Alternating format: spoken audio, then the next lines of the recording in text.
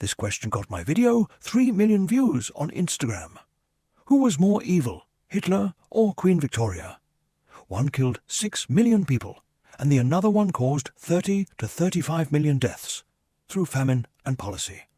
One is history's biggest monster, and the other sits on a coin. I received hundreds and thousands of comments on that video. But here's what bothered me more about the comments. People were not disagreeing with the comparison. People were attacking the premise. They were saying, the Holocaust killed only 271,000 people, not 6 million. Some of them were saying, history judges differently because the victims were brown and black. Some of them even said, Hitler lost and Victoria won. That's why we remember them differently. These are all fair questions. So in this video, we will answer all three. And by the end, you decide if evidence backs the comparison or backs those objections. From here, my young friend Adam will answer these three questions in very simple manner. Okay, let's just dive right in with a pretty explosive question. On the one hand, you've got a guy whose name is basically a synonym for genocide. And on the other, a queen whose name defines a whole era of what we're told was progress and empire. The answer feels so obvious. But the historical documents, they might just tell a very, very different story. So let's be clear about who we're talking about. Adolf Hitler, leader of Nazi Germany for 12 years. He oversaw the systematic murder of millions. His legacy is, without a doubt, absolute evil. Then you have Queen Victoria, a 63-year reign over the biggest empire in history. Her legacy? She's the Great, an icon of civilization. The thing is, both of them presided over mass death. Let's start with the first and probably the most common objection, the numbers. The argument basically goes that you just can't compare the scale of these two, that Hitler's crimes are so huge numerically that they're in a category of their own. But is that what the data actually shows? So people will often point to this very specific Nazi document that shows a much smaller number of deaths, somewhere around 271,000, and they hold it up as definitive proof. And look, that number exists, the document is real, but what does it actually say? And this, right here, is why context is everything. The memo itself, written by the Nazis in 1943, explicitly states, and I'm quoting here, that the figure is incomplete and that final figures are not yet available. So to use this as the final tally is just completely misreading it. It was a progress report on an atrocity that was still happening, not the final sum. The actual number, verified by mountains of Nazi records, survivor testimonies, and decades of research, is about 6 million Jewish victims. And that's not even counting the millions of others, Soviet prisoners of war, Polish civilians, Roma people, the list goes on. So let's just use 6 million as our conservative baseline for Hitler. Now, how does Victoria's reign compare? And this is where the numbers become just staggering. According to historian Mike Davis, a series of famines across India, China, and Brazil, famines made so much worse by British colonial policy, led to a death toll he estimates is somewhere between 30 and 60 million people. All of a sudden, the entire scale of this conversation just completely shifts. So how could this even happen? Well, it wasn't just a simple crop failure. During the Great Famine of 1876 in India, a disaster that killed between 5 and 10 million people, British colonial records show that India was actually a net exporter of wheat and rice to Britain. The food was there. It was deliberately shipped out of a starving country for profit. The justification was this cold ideology that saw famine as just a natural check on the population. This wasn't an accident. It was policy. So, the numbers, shockingly, seem to be higher under Victoria's reign.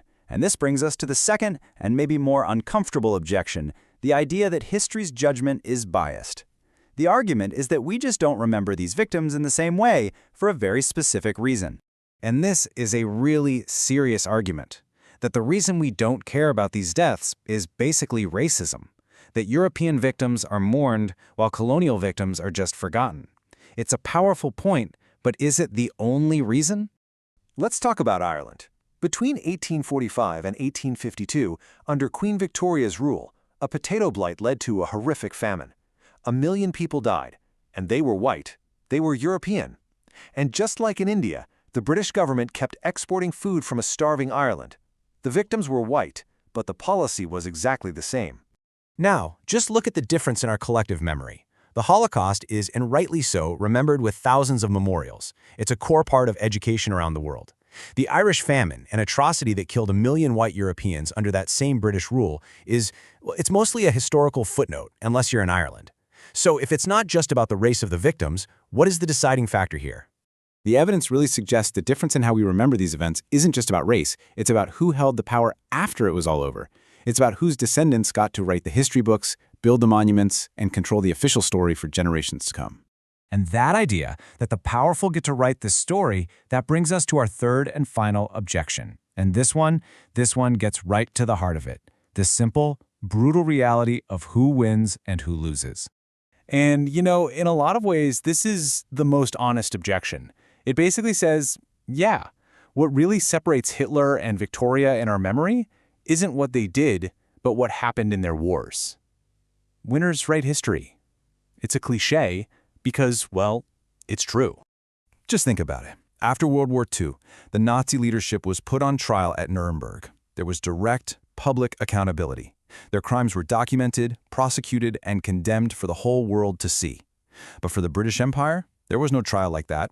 Responsibility was just spread out across countless layers of bureaucracy and policy papers and parliamentary procedure. It made it easy for any one person to say, hey, I just signed the papers. And it really all comes down to language. The winner gets to pick the words. In Nazi Germany, a policy of forced famine and taking resources that leads to mass death is called genocide, a crime against humanity. But in the victorious British Empire, the very same actions are labeled colonialism, and the deadly results are just dismissed as an unfortunate side effect of progress. The action is the same, only the label changes. So where does all this leave us? Let's bring these 3 points together and get to what is, frankly, a very uncomfortable conclusion. So let's recap. We've seen that, just by the numbers, the policies during Victoria's reign led to a higher death toll. We've seen that the difference in how we remember them isn't just about race. The Irish Famine is a key example there. And we've seen that the final decisive factor in how they're remembered was who won and who lost. And this leads us to the core, really unsettling idea here. Our collective historical memory, it isn't really a moral court. It's more like a scoreboard. It doesn't judge ethics, it judges outcomes. Greatness is the prize you get for winning, and evil is the brand that gets stamped on the loser. The actual human suffering often just becomes a footnote. This should make us question, well, pretty much everything. If the label of evil is really decided by who wins, what other atrocities have we just forgotten about because the people who did them stayed in power? What other heroes do we celebrate whose body counts could rival history's biggest monsters? And that's the final fundamental question. Just think about it for a second. If the Axis powers had won World War II, would the facts of the Holocaust have changed? No. But our memory of it? It would have been completely erased and rewritten by the winners. So, are our ideas of good and evil in history really about morality? Or are they just a consequence of who has the bigger army? Ultimately, this question isn't just about Hitler versus Victoria. It's a test case. It challenges us to decide if we believe in a consistent moral standard, or if we just accept that in the end, history, and maybe even justice itself, is simply written by the winners. If you liked the video, please don't forget to subscribe, because there is a lot more of these truth-revealing videos coming your way.